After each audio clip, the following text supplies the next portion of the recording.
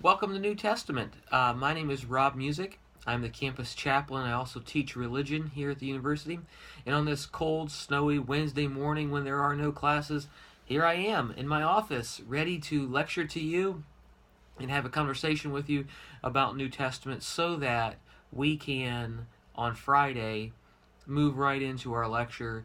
We can cover the syllabus today, and I am expecting that you'll watch this in completion so that you will be fully prepared. I know that a lot of people blow off what we call Syllabus Day, but Syllabus Day to me is one of the most important classes because it really lays out the expectations that I have for you and ways that you can achieve the academic success that you need to score an A in this course, help your GPA, and move on to whatever profession, career, calling that you have. So a little bit about me real quick, because in this course you're going to find out that I'm going to use a word a lot. The word is context.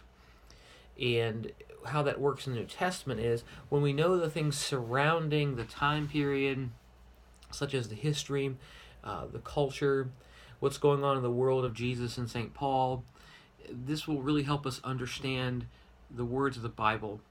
And then also we have to understand our own living context, kind of what's going on within us. So for me, a couple things you should know about me is that I'm a Protestant pastor, and I've been at the university for 6 years. I originally came to Eastern Kentucky because I worked with an organization called Hospice.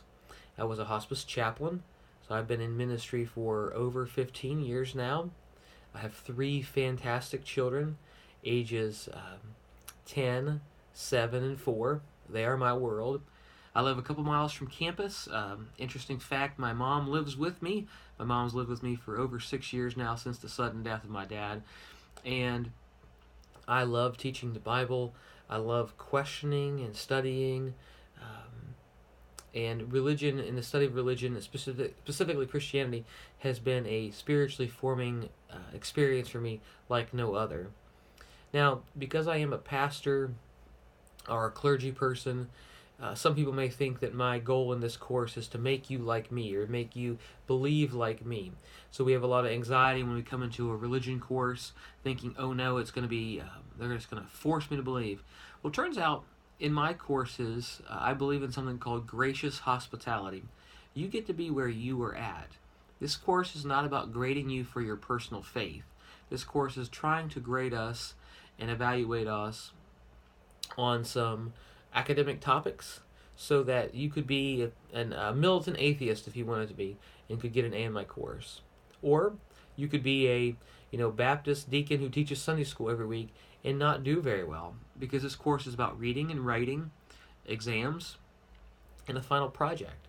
So what I suspect is if you have an anxiety that you feel like this is going to be forced on you, take heart. I think that you'll find this more gracious and hospitable than you ever expected.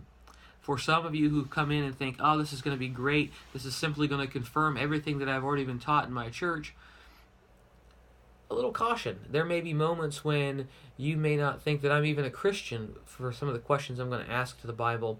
So just take heart. Let's do what we call the long view. Let's look at everything from a whole semester's view.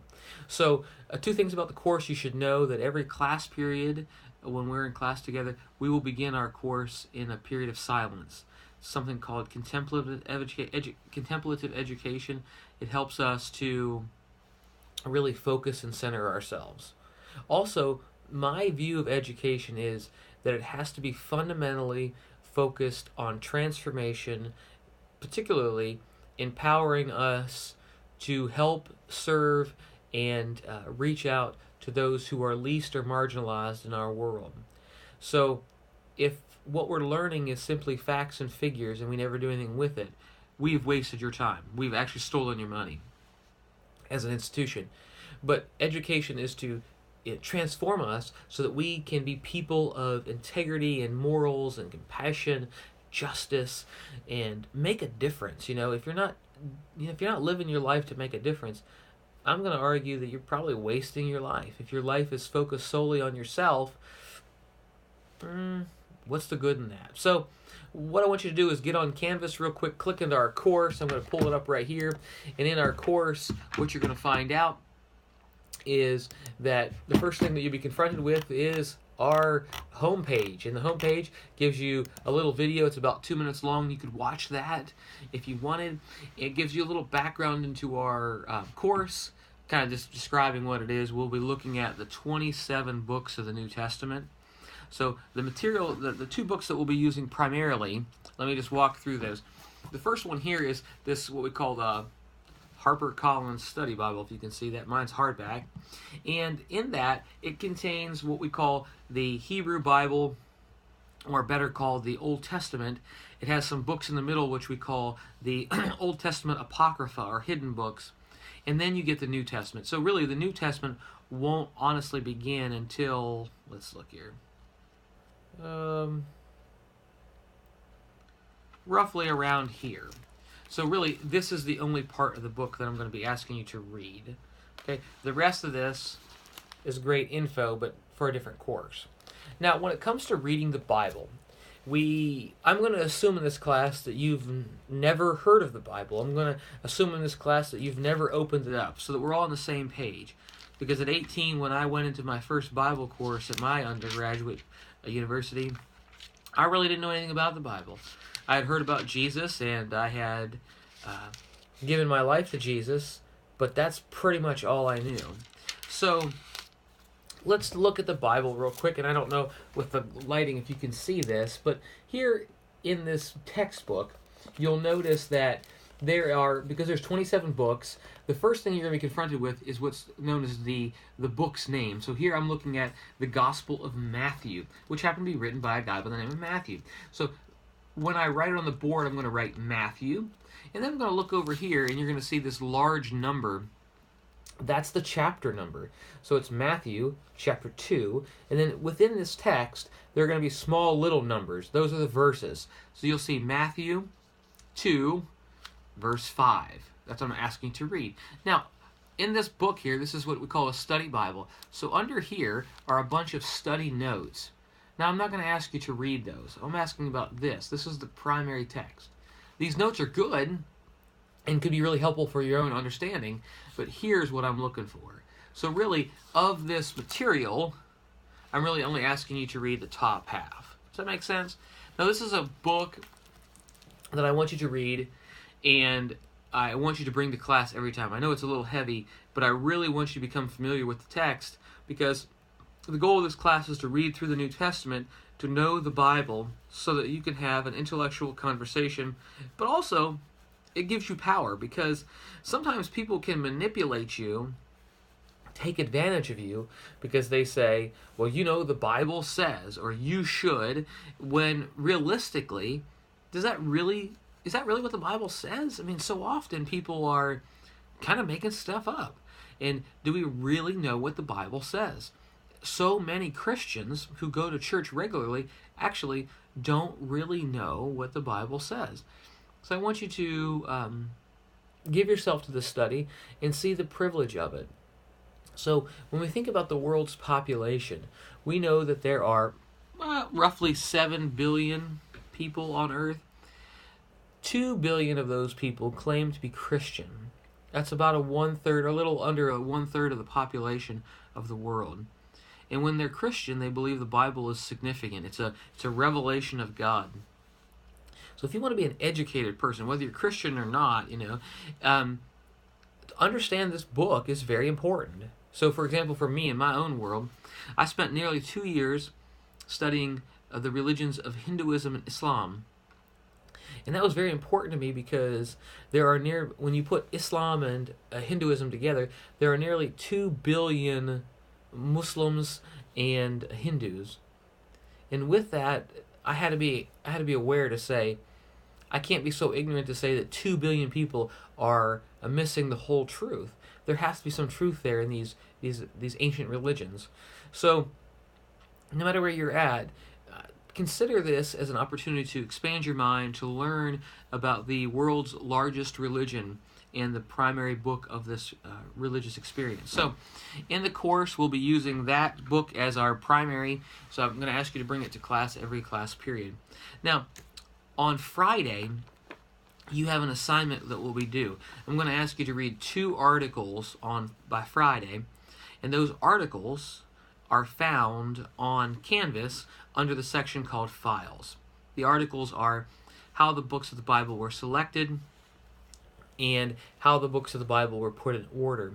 So I'm going to have you read the articles and write one-page reflections on each of those articles. Now you can do it one page separately each, or you can put it together as a two-page document. We're going to come back to that in a few minutes and talk about what the writing expectations are. Well, actually, let's do that right now. So when I think about writing, in this course, every class period, you will have a writing assignment. There'll be a reading part and a writing part. All the writing sections are typically one page, double-spaced. Now, that may seem like a lot for you, but consider the fact that most of you write more on social media every day than that. So here are the requirements. One page, at least. You can always write more for my course, but if you write less, you'll be penalized. So if you write a half a page, you'll get half the points. Every paper is worth 10 points. There are 40 writing assignments, so that's 400 points. Your writings are the largest part of your course. This is where you have to be careful because sometimes you will kind of forget, or you'll feel a little lazy and you'll miss 2, 3, 4, 5, 6, and this begins to really penalize you. So be mindful of these writing assignments and how you have to do them for every class period. Now, every writing assignment will be due on the morning of our class. So every assignment is going to be due on Monday, Wednesday, or Friday at 9 a.m. so that you can come into class and be ready to talk about it because you've written it. Now, every assignment is submitted on Canvas. Nothing will be handwritten, and nothing will be turned in by paper. Everything is done by Canvas so that it's not lost. And you can say, hey, look, I turned this into you. If you come into my office right now, you would see that my office, I'll even show you, my office is kind of a hot mess with papers. I don't want your material to get lost. So if you turn it into Canvas, it gives me when you send it in to me, etc. So because of that, when it comes to your writings, this is really, really important. I don't want your name on the paper. I don't want the date. I don't want a title. I simply want you to write. Because when you submit it in Canvas, it will tell me what assignment you're submitting, who you are, what time you submitted. So all that material is a moot point. I just want double-spaced, Times New Roman, 12 font, writing material. Okay, if you have any questions about that, you can reach out to me. My office is here on the 6th floor of the Record Memorial Building, right next to the chapel. So if you look at Record, 6th floor, there's double glass doors. Walk right through, I'm immediately to your right. So there's that, okay? And let's talk about that's the other things that you'll be great on. So 40% of the class are these daily writings. Now, the question may be like, what am I supposed to write about? Well, it turns out in our syllabus and also under the assignments, you will see the writing prompt. Okay, so our first couple writings will be, you're writing about the articles, and then you'll be writing in this book, Reading the Bible from the Margins, from a guy by the name, Dr. Miguel de la Torre. He's a Cuban-American author. He's a professor of religion and social ethics at Aleph Seminary in Denver, and where we're going for fall or spring break. So if you're interested, social justice trip to Denver in March. So holler at me if you might be interested. So Dr. Miguel de la Torre, he was actually here on campus last semester, created a little stir because he lectured about sex, and everyone's like, ooh, that's too controversial. But and then they try to hook up with each other. So anyways, he gave us an interesting conversation about how Christianity has oftentimes viewed sexuality and sex as a really bad thing, but maybe that's just a really corrupt reading of it, and maybe sex is a really good thing. And he talked about some social ethics of sex and how to make it a moral experience. Not everyone was satisfied. Well, this book is not about sex, so take heart. Grandma could thumb through this without, passing out. So this book is about how we read the Bible. And so often when we read the Bible or people read the Bible, they'll say, well, it's simple. The Bible says this. It's black and white. How could you interpret it any other way? And Dr. De La Torre is going to say, well, maybe it's all of these contextual lenses that we bring into the reading of the Bible that change our reading. So, for example, for me, I am a 21st century American. Particularly, I am an Appalachian American. I'm white and male and Protestant. I am heterosexual. So these things give me a place of privilege.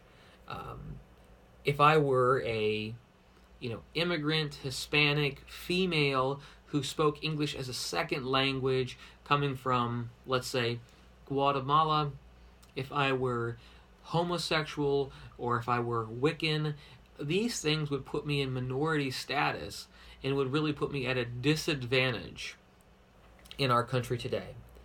So these different lenses that we bring in will change the way that we view the Bible. And De La Torre is going to really challenge us. There'll be moments when you're going to read this text and you're going to say, man, this guy's awesome. And then other moments he's going to really make you uncomfortable. I'll give you an example. Some of my white male students last semester felt like De La Torre was a racist because he was challenging white people so much. Some of my veteran students thought that De La Torre was anti-military. Some of my conservative Christian students thought that he was way too liberal because he was talking about homosexuality. I'm not asking you to agree with everything that De La Torre says, but what I'm asking you to do is to engage his material. He spent his life studying and thinking about how to read the Bible. So in the text, you will read a chapter at a time, so like the introduction and the first chapter, and then you're going to write a one-page reflection on that. So on Friday, you read the 2 articles, write the reflections on the articles, and starting next Monday, we'll be working with De La Torre. We'll read this through completion, and we'll have our first exam, which I think is like early February, and then we'll move into the Bible, and from that point on, we'll do nothing but read from the Bible, okay?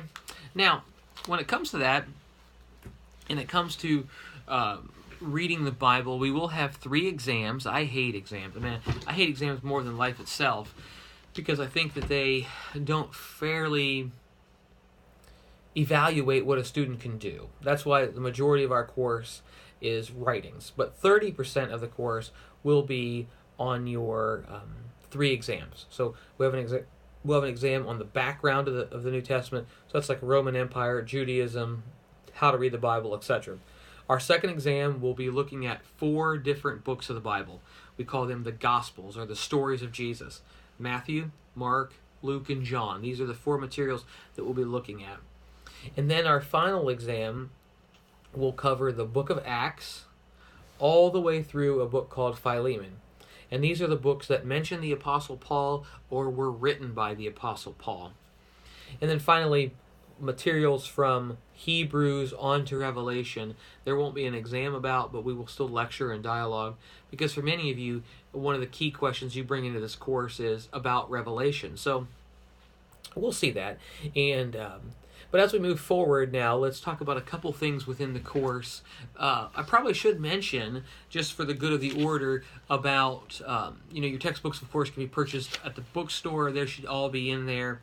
And about the exams. The exams will be short answer, fill in the blank, and essay. There's no multiple choice. There's no matching. Some of you now have a ton of anxiety because I said that. If you will go back to Canvas and you will look on our file section, there are 3 study guides. So exam 1, exam 2, and exam 3. I would encourage you, deeply, strongly encourage you, to print off that first exam study guide already. Bring it to class every class period, because there will be things that I'll be lecturing on that you will then write down and say, oh yeah, like this is the answer to this question. So when it comes time to take your exam, you're ready to go. And I can promise you, I don't write an exam study guide for my benefit, right? Material I already know. So if I'm writing an exam study guide, it's probably going to be beneficial for you, because with 3 kids and doing my doctoral program and working here full time, I've got enough to do. So put that in your brain to say, man, he must be giving me something to really help me. It's a tool that he thinks that I'm going to succeed. And with this, we think about like why you're here and why am I teaching. Turns out there are other things that I could be doing, and I didn't grow up here, so I could be other places. But I am deeply committed to Eastern Kentucky and deeply committed to you because of a couple of reasons. Number one, I feel called by God to be here.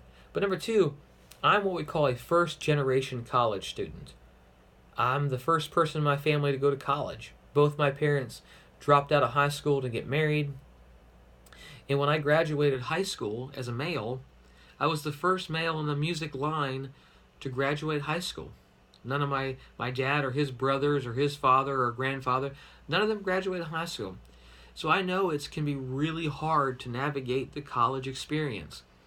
If it wasn't for people like Dr. Alex Varghese and Terrell Sanders and others who came along beside me, I would have never made it. So I want to be one of those people who come alongside you, support you. I have no desire to see you fail.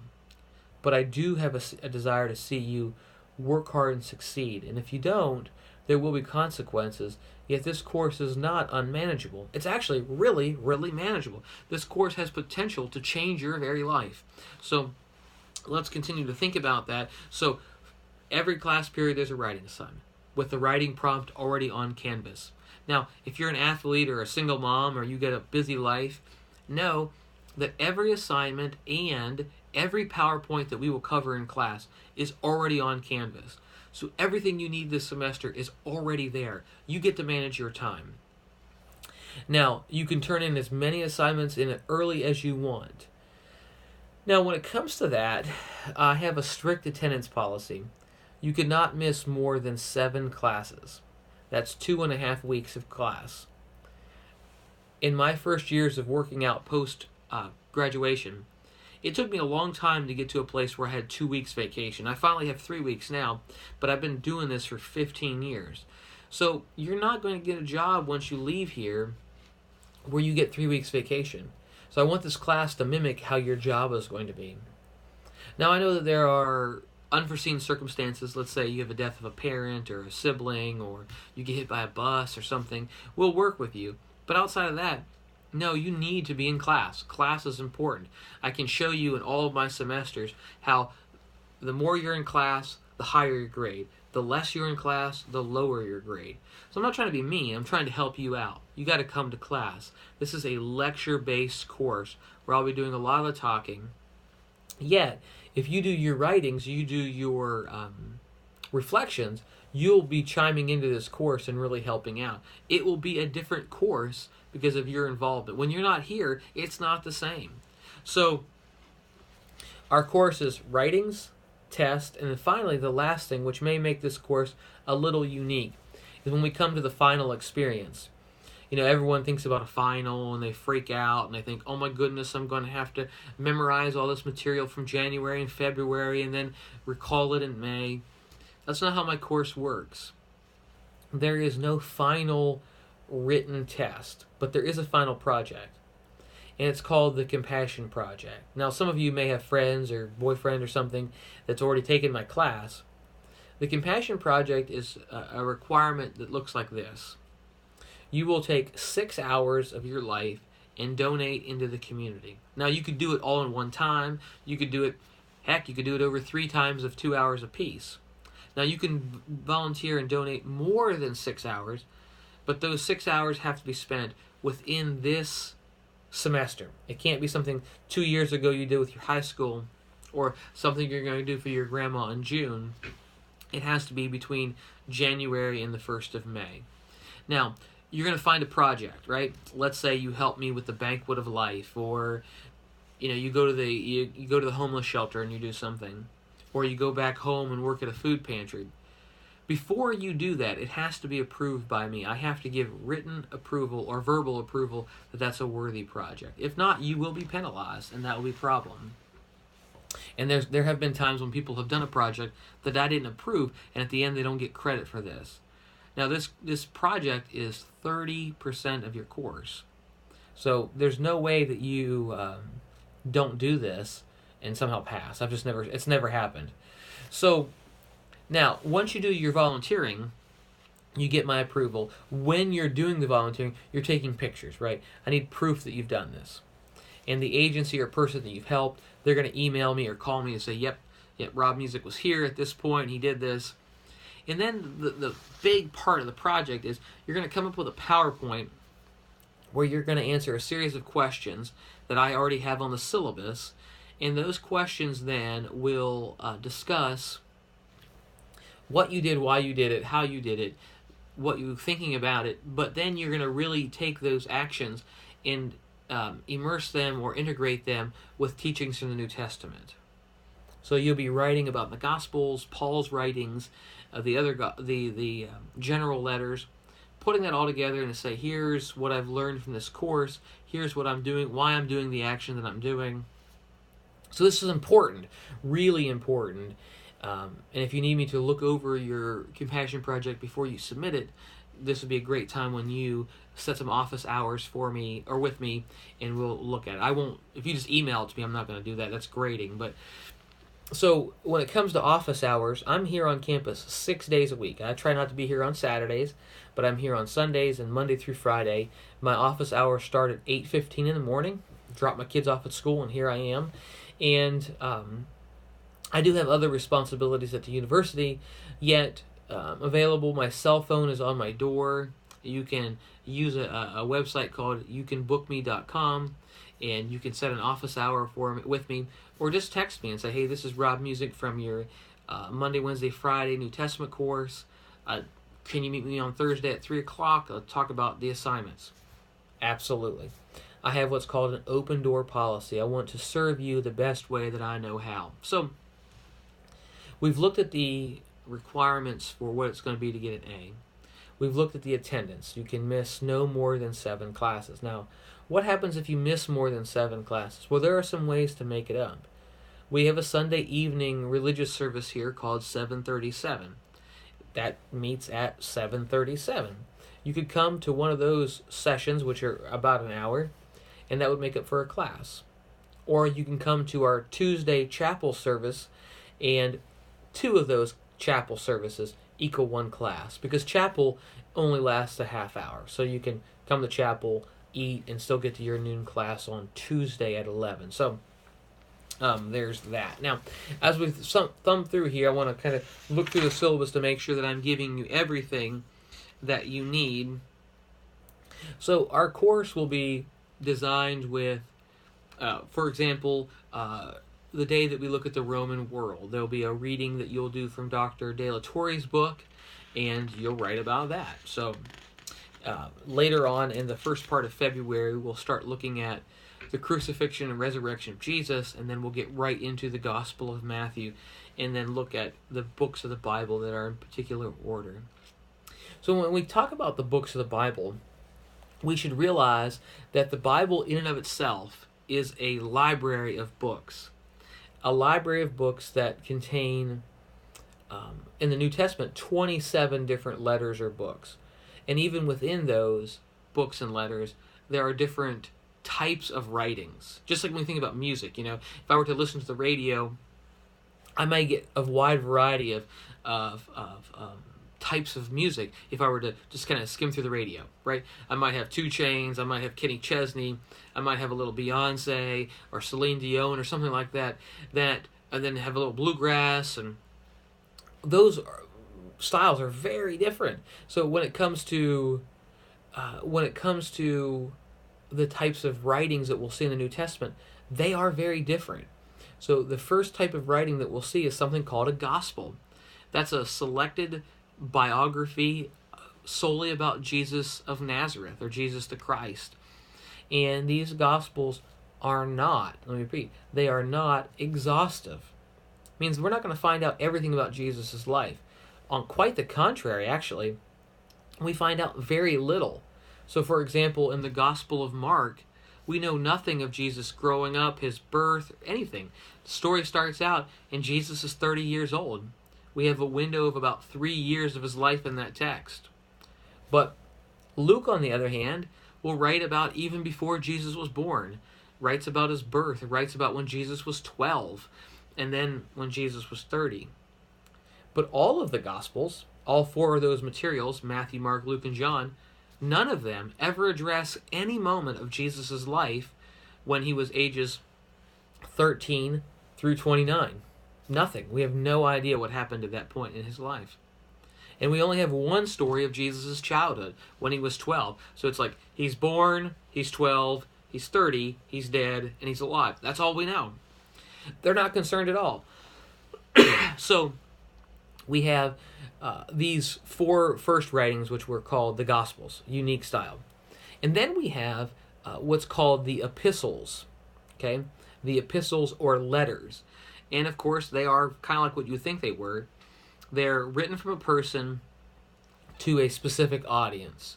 So if I were to write a letter today, like Dr. Webb, our president, when he writes a letter to the university, right, to my friends and family at UPike, that will be a little different than, let's say, if he were writing to his family in Michigan. Very different, okay? So when the Apostle Paul writes a letter to the city of Corinth in 1st and 2nd Corinthians, that's going to have a little different feel than, let's say, when he writes to the church in Thessalonica or 1st and 2nd Thessalonians. The writings, which are known as the epistles or letters, make up the majority of the New Testament. The majority of the New Testament are letters. So you have these stories in the Gospels, and then you have these letters. And finally, the last piece of genre or type of writing that we're going to encounter in the New Testament is something called apocalyptic.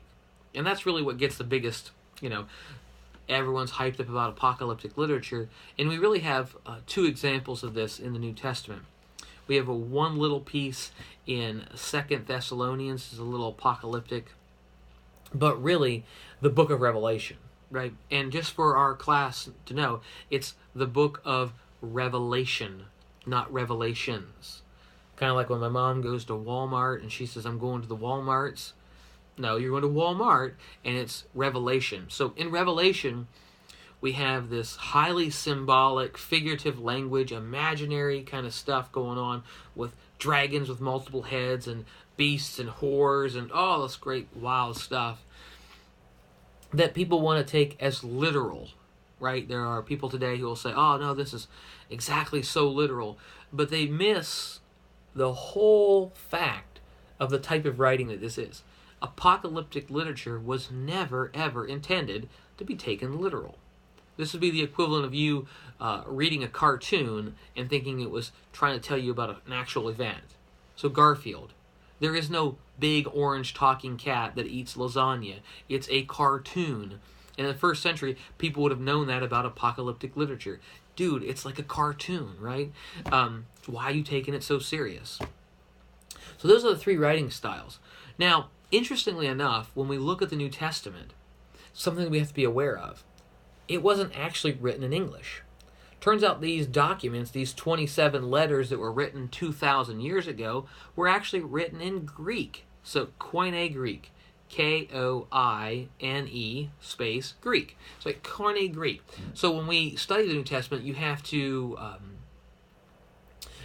be aware that you're actually translating a work. So not only is it 2,000 years old, not only is it written to a culture and a time period very different than ours, it was also written in a different language.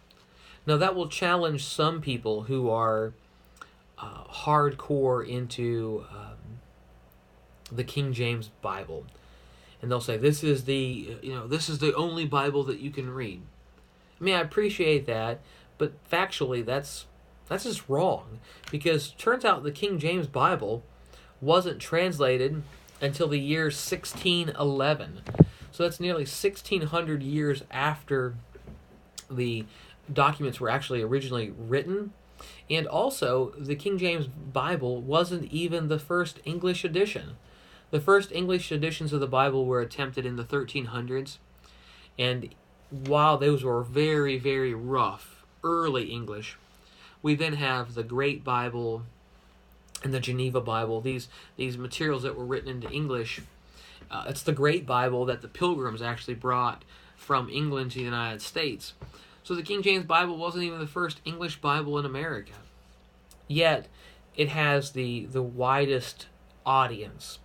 So I'm going to ask you not to use the King James Bible here in our course unless you are like an apostolic or it's so critical to your faith. We can talk about that, but it's important for us to use the New Revised Standard Version. And you might be having like no idea what I'm talking about. Turns out, in our world today, there are nearly 60, that's 60, different translations of the Bible into English. So things like the King James, the New Revised Standard Version, the New Living Bible, the New International, the English Standard, the Common English Standard, the New World Translations.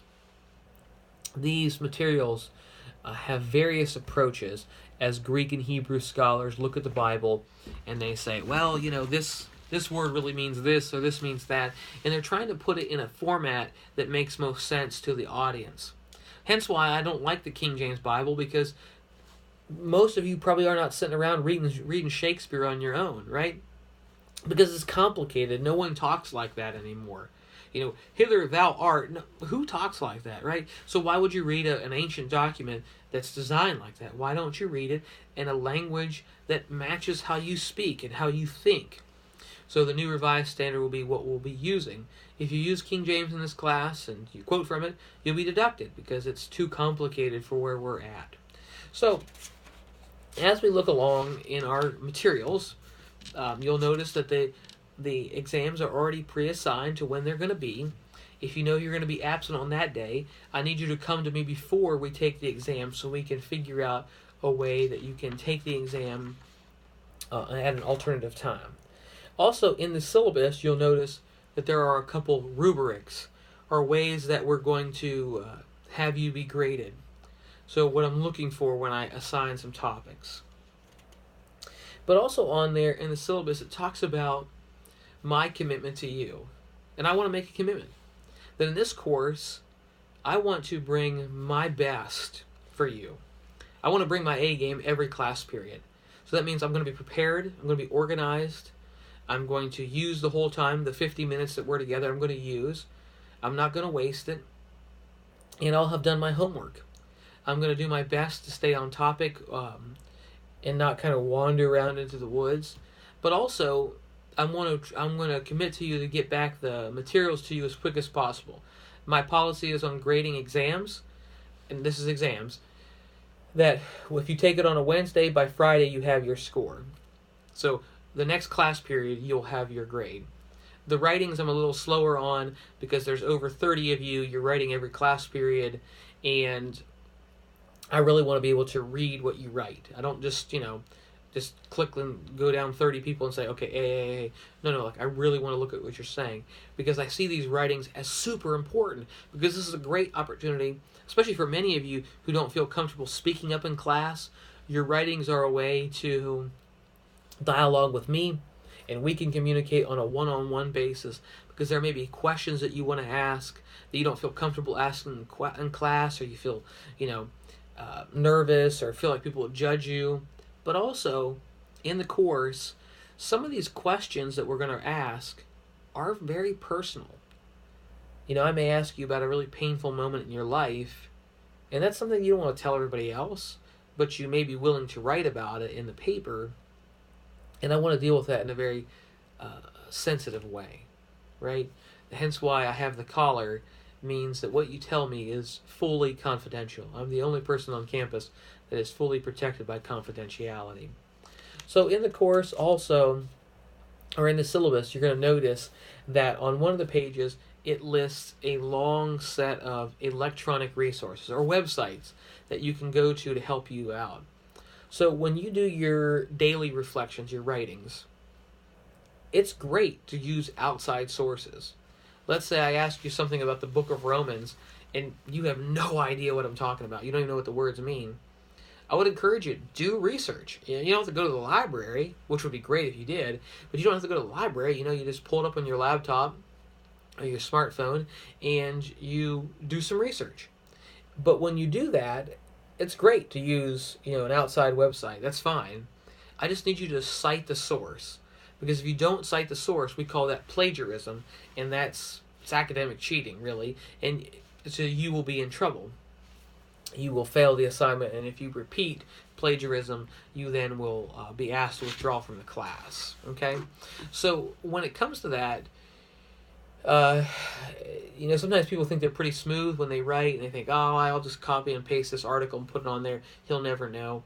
But I promise, for some of you, you're great writers. Others of you, you're trying, and you have a style. I have a style when I write. And when I read 15 of your papers, I'm starting to pick up your style.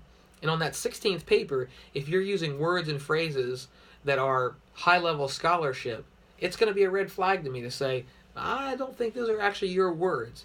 So make sure that you actually cite your sources and give credit to where credit's due. I won't penalize you for it. I might be interested to see what the sources are that you're using.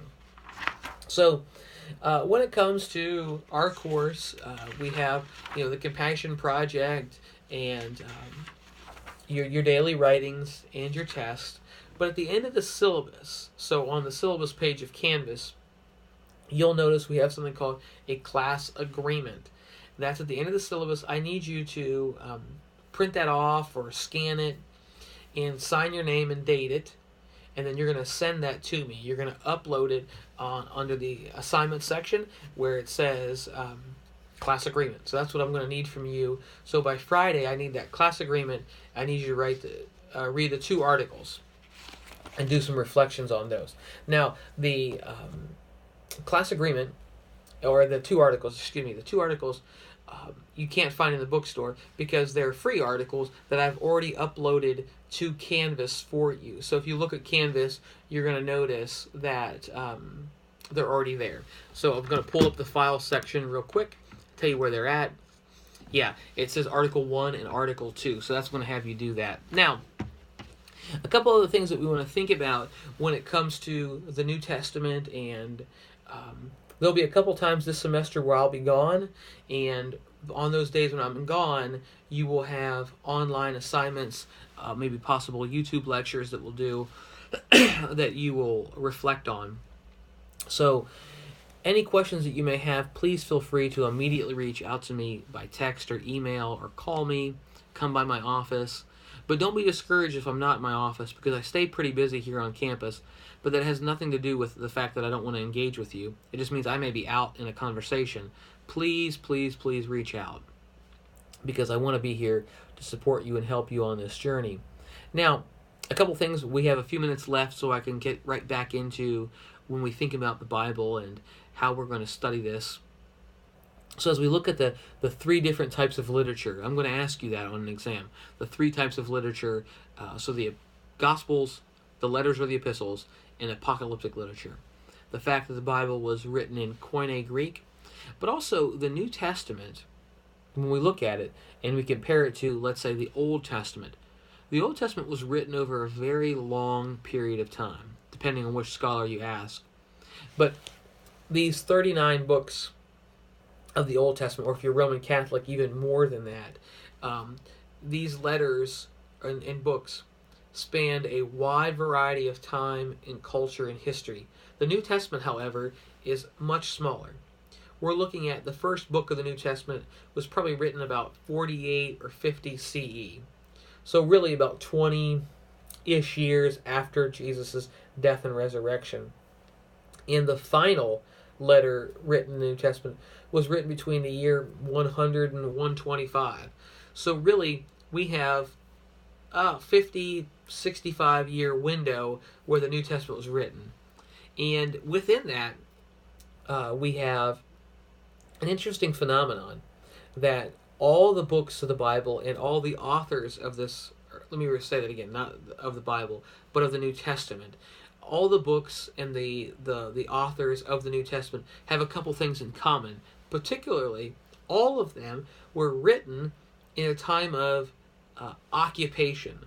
What I mean by that is the Roman government controlled a third of the world at this point, and Rome controlled Israel and the parts of Asia Minor, where places like Turkey and Syria, places where these letters from the New Testament will arise. So the theme of democracy, like we have in America, isn't even a concept in the New Testament, because what they know is about Roman occupation and Roman oppression. So when you think about the life of Jesus, and so often we have these cute pictures of this white Jesus with perfect hair and six-pack abs, and him white flowing robe with a lamb or a child. That's really not even historically accurate, because Jesus was super poor. He was super oppressed. Most people in his area did not like him. They saw him as a rebel rouser or as a troublemaker, as this renegade prophet who was going off and not really doing what he was supposed to do culturally. He should have been home taking care of his mother and his younger siblings, and he wasn't. He was out wandering around talking about this kingdom of God, which really seemed like an imaginary tale.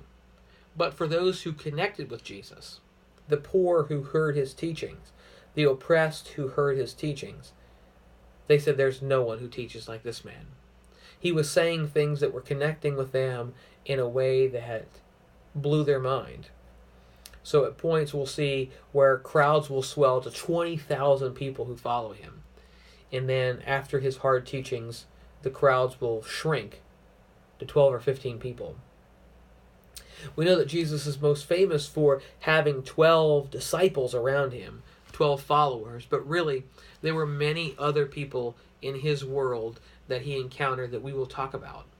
So, as we look at the contextual moments of the New Testament, we look at types of literature, time period, the original language that it was written in, and also another thing that we want to really pay attention to is one of the major factors of, not of Jesus' life, but something that happened about 30 to 40 years after Jesus' life, but really shapes the writing of the New Testament. So something that's really hard to think about, but you have the actual actions of Jesus' life. So let's say Jesus heals a blind man in 27 CE. So there's the historical moment.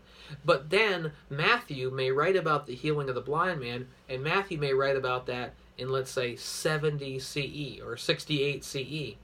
So you have this 40-year window that separates.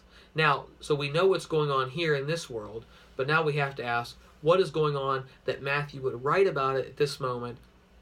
And he would say it's so important to select this moment and to write about it for the other audience, not even the audience that Jesus did the miracle in, but a different audience. And the thing that was going on that was so critical was that there was a war going on in Israel, the homeland of Jesus.